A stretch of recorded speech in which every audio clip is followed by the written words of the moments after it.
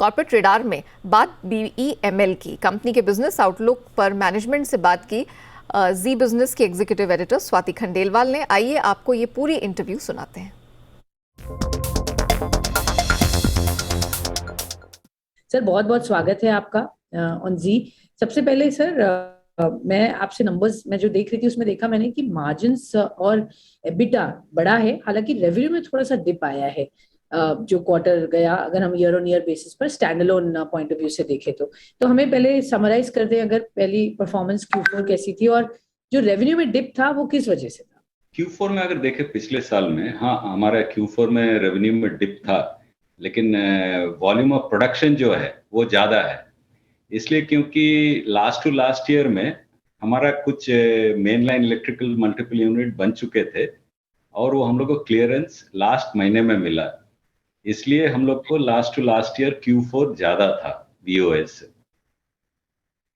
लेकिन VOP अगर देखें तो पिछले साल ज़्यादा है हम लोग को Q4 में, और ओवरऑल अगर ईयर परफॉर्मेंस देखें तो VOP ज़्यादा है, VOS भी ज़्यादा है, मोर देन 15% ग्रोथ भी है, हमारा जो प्रॉफिट मार्जिन है वो भी काफ़ी ज़्यादा है। ओवरऑल कंपनी का परफॉर्मेंस अच्छा रहा पिछले साल।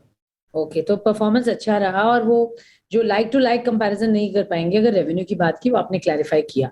सर मार्जिन्स पर मैं आपका यहाँ पर फोकस चाहूंगी, क्योंकि अच्छे मार्जिन्स देखे गए, ग्रोथ बढ़िया थी, उसकी रीजन क्या थी? क्या गुड फेवरेबल बिजनेस मिक्स था या फिर कुछ और जिसकी वजह से हमने बढ़िया मार्जिन्स देखे? पिछले साल हमारा तीनों बिजनेस वर्टिकल्स अच्छा परफॉर्मेंस किए हैं।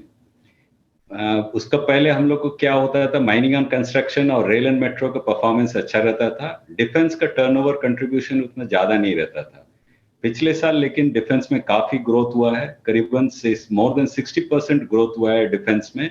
इसका कारण हम लोग को कंपनी का जो परफॉर्मेंस है, ओवरऑल परफॉर्मेंस ये अच्छा रहा, क्योंकि तीनों बिजनेस वर्टिकल ने अच्छा परफॉर्मेंस किया।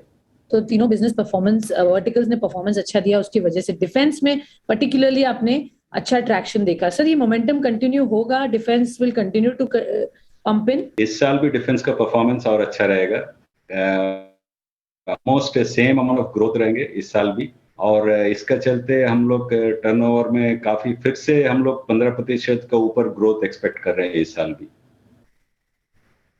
ओके वंडरफुल, तो ग्रोथ वहां पर अच्छी रहेगी। सर थोड़ा सा ऑर्डर बुक पर मैं नजर डालना चाहूंगी। यहाँ पर मैं देख रही हूँ कि आपकी order book has been pretty robust, 9200 crore की देखी गई है, और न्यू ऑर्डर्स 570 करोड़ हैं। क्या आउटलुक होगा सर आगे ऑर्डर बुक का? कहाँ पर ज्यादा ट्रैक्शन है? कौन सी एक्टिविटी आपको लग रहा है अच्छे ऑर्डर्स दिलाएगी?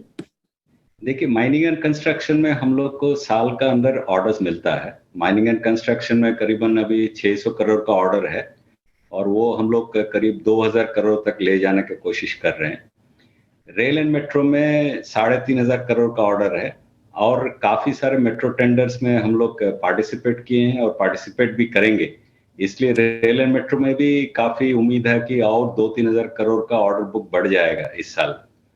डिफेंस में भी जो है, फिलहाल हम लोग जितना भी टेंडर्स में पार्टिसिपेट किए हैं वो करीबन 500 से 600 करोड़ का ऑर्डर बुक और बढ़ेगा, और साल का अंत तक हम लोग यही कोशिश कर रहे हैं कि 12,000 करोड़ का ऊपर ऑर्डर बुक लेके जाएं।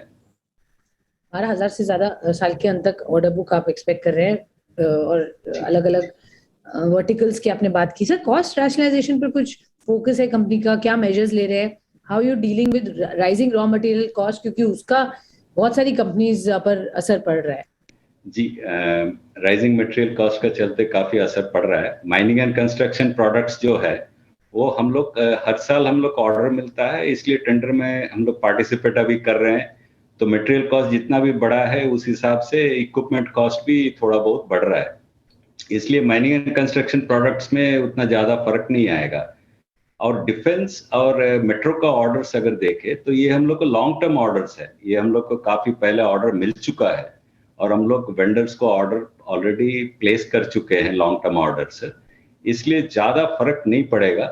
हाँ ये है कि वेंडर्स लोग थोड़ा बहुत ज्यादा मांग रहे हैं पैसे, क्योंकि काफी रॉ मटेरियल इनपुट कॉस्ट काफी ज्यादा हो गया है, वो हम लोग कोशिश कर रहे हैं कि पेमेंट उन लोग को ज्यादा से ज्यादा जल्दी दे दे, इस उस वैसे करके हम लोग कोशिश कर रहे हैं कि हमारा जो मार्जिन्स है फाइनल मार्जिन्स जो है वो घटना नहीं चाहिए।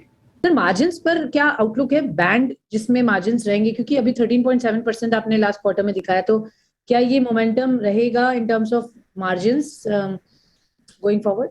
जी जी, going forward also margins will be like overall year wise we want to increase it, बढ़ाना चाहते हैं। लेकिन जो प्रेजेंट मार्जिन जो है कम से कम उतना तो रहेगा ही, हम लोग बढ़ाने का और कोशिश कर रहे हैं। ओके वंडरफुल, तो यहाँ से बेहतर ही हो सकते हैं, बट मेंटेन तो डेफिनेटली हो जाएंगे। रेल एंड मेट्रो सेगमेंट की बात करें, साथ ही में माइनिंग और कंस्ट्रक्शन सेगमेंट, क्योंकि एक्टिविटी अभी बढ़ गई है, किस तरीके की आउटलुक है for this year sir for the company?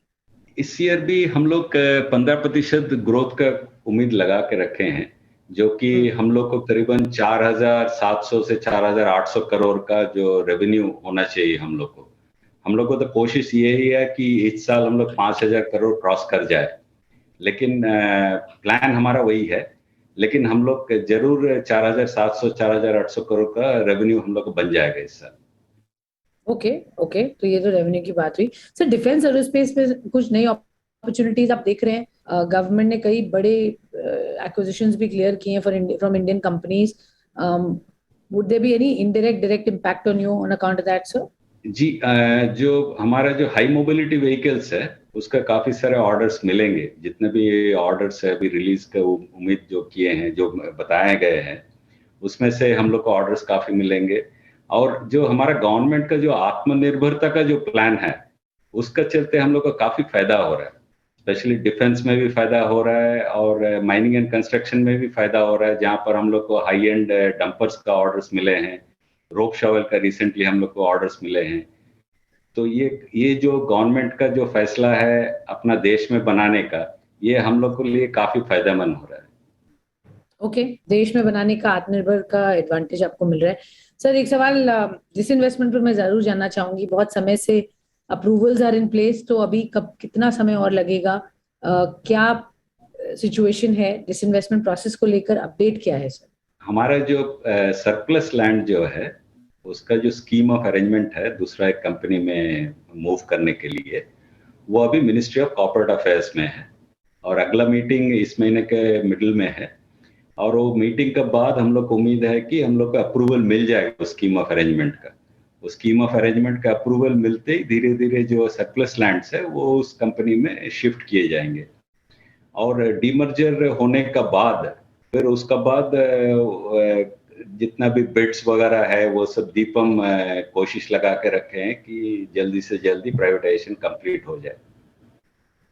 Okay sir, timelines कुछ दे पाएंगे हमें? टाइमलाइंस तो हमको मालूम नहीं है, लेकिन मीडिया में जो बात चल रही है इस साल में हो जाना चाहिए।